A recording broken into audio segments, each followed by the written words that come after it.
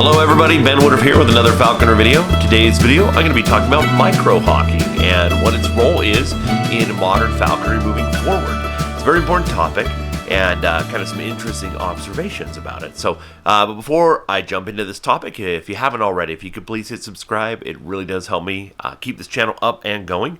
And it takes more work than you would think to do these videos every week. So I do appreciate your help and your support and all your comments. Now, falconry. When we talk falconry in general, falconry has been around for thousands of years. Tell that a lot on this channel.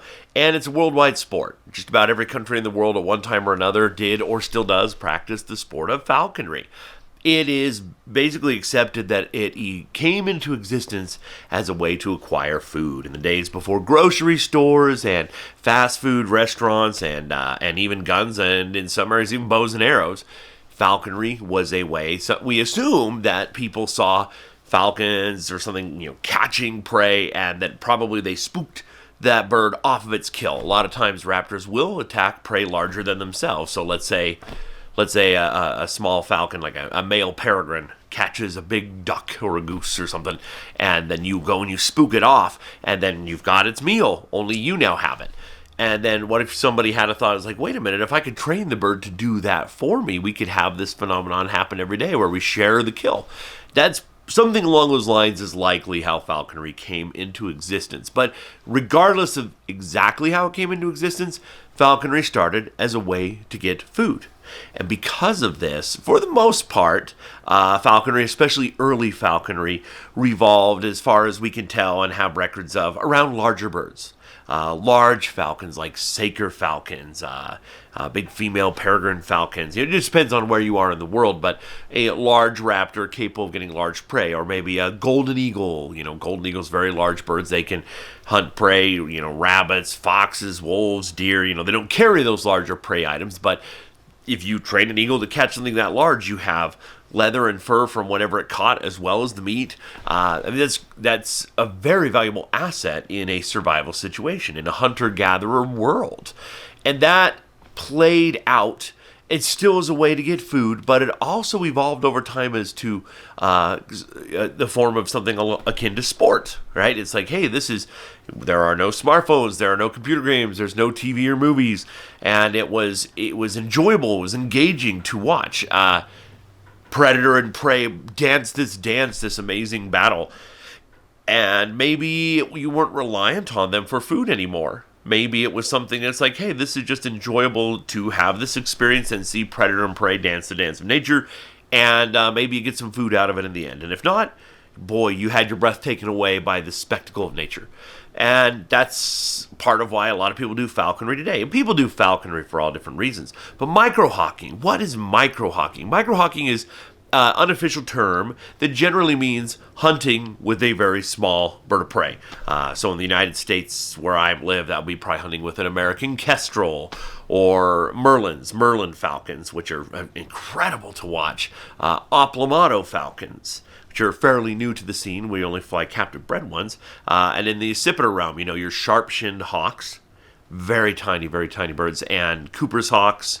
And then, of course, maybe, depending on where you're at in the world, you might be flying a hobby falcon or a Eurasian kestrel or even a Eurasian sparrowhawk. The point is small birds. You're not taking a kestrel out and being like, I'm going to hunt a duck for dinner. What are you catching with an American kestrel that you're going to eat for dinner? Now, to be fair, you can eat small animals. I've cooked up sparrows before.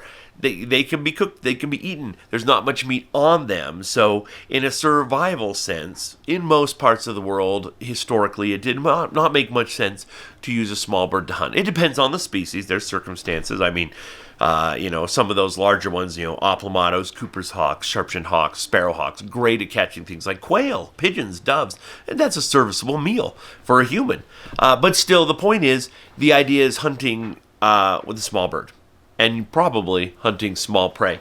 But this video isn't about microhawking, it's about its place as potentially kind of the future of falconry. You see, when I got into falconry years ago in the United States, our laws said a falconer, an apprentice falconer, has to start off with either a red-tailed hawk, which is a very large, one of our largest buzzards, one of our largest bootios.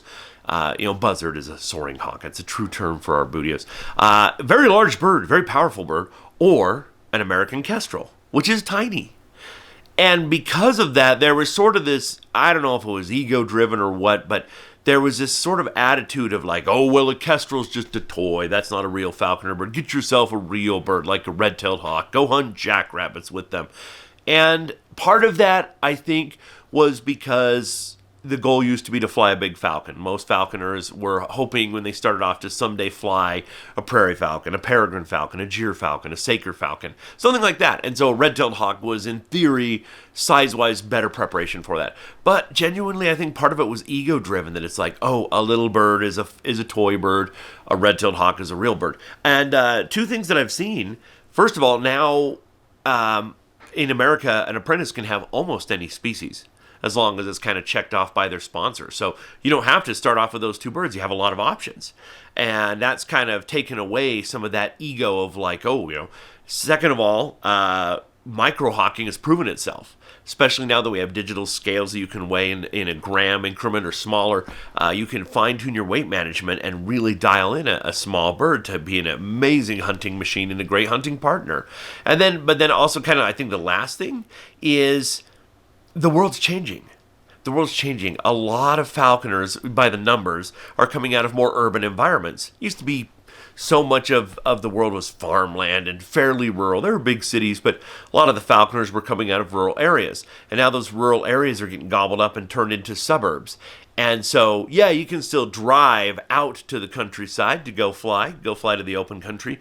But the idea of being able to fly closer to home is something very new. That really a lot of parts of the world haven't practiced falconry in that way. And so what I'm seeing is more and more falconers are happily and excitedly focusing on these small birds. They have no desire to, someday I want to fly a gyr falcon, or someday I want to get a golden eagle or a ferruginous hawk. I'm not seeing that. I'm seeing people are like, hey, I just want to fly merlins, or I want to fly an Aplomado, and that's all I want to do. And that's fine. Now, part of me is kind of sad because, like I've mentioned in previous videos, I am seeing traditional long winging, the flying of large falcons.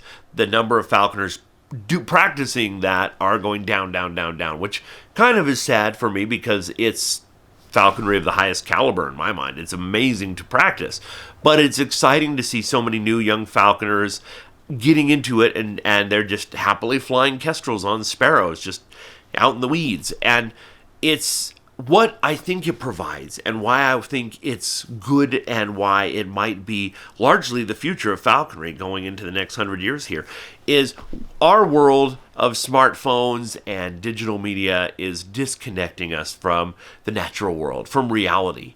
Our homes are artificial. Our computers are artificial. Whatever media format you're using to watch this video, artificial, man-made. The natural world, that's our whole planet. That's what reality is, and we're disconnected from it. Anytime we reconnect to it, it is healthy for the mind or for the soul, however you want to view that. It's really good. I think people are happier when they can connect with nature in a very genuine way. And you know what? Hunting dragonflies and grasshoppers with a kestrel is still connecting with nature. You're seeing things instead of being glued to a screen. You're getting out there and you're seeing and you're understanding this circle of life firsthand. Microhawking in any form, I think, is a wonderful. It's a blessing to falconry. It's an absolute gift to the sport. It's fun to do, and it's not any lesser. Flying a kestrel on sparrows is every bit falconry as much as flying a golden eagle on jackrabbits. Now, one may take a lot more effort and time to accomplish, but it's still falconry. They're both still falconry. And so I think that it might be, as I'm watching, I've been practicing falconry since elementary school, and it's been decades, and I've watched these trends change, and it's interesting to see this, and I'm kind of starting to wonder if really, instead of the allure of, maybe in the old days it was originally about getting dinner, and then, maybe it's like, oh, hey, look, I've got this cool giant predatory bird. And honestly, my age bracket and a little older, part of it was the association with medieval times. It was like, just like the knights, because those were some of our heroes. Now there's all these superhero movies, these Spider-Man movies and stuff, and that's kind of the heroes people were thinking about. But some of the older age bracket, it was Robin Hood, and it was knights and squires, and you would, go out and pretend, you imagined that you had your bow and arrow, your sword, and your goshawk. That was sort of the mentality. I don't see people having that mentality as kids anymore, but the allure of connecting and having a nature experience that's so much. I mean, you go out and go bird watching. I've got my binoculars. I'm going birding. I'm seeing birds. That's great.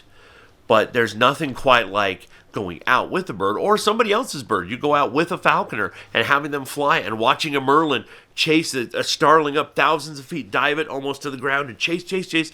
Maybe it catches it, maybe it doesn't. But seeing that up close and personal is incredible. Your heart's racing as if you were the one flying. And I think that is so healthy for humanity as a whole. And I think it carries more sway in today's world than the things that drew us, my age bracket and older, into the sport originally. It's a shift. It's a change. But that is what I am starting to see. Now, I know there's people who watch this channel all over the world, so I am really curious. This is what I am seeing in the United States. And in the United States, part of our issue is we have no falconry heritage. Our falconry is, 100 years old tops. And we have very strict laws that have shaped kind of our thinking and the way we practice. Many countries don't have laws at all. And many countries have rich heritage and tradition where it's like, this is what we do in our country, and we want to keep this type of tradition alive of only flying a certain type of bird or hunting a specific kind of prey. So please let me know in the comments, what is it like in your area? What have you seen? Even in the United States, what have you seen? Are you seeing what I seem to be seeing, a shift towards micro falconry rejuvenating the sport? Are you seeing something different? Let me know down in the comments. And if you haven't already, please hit subscribe. And as always, happy hawking.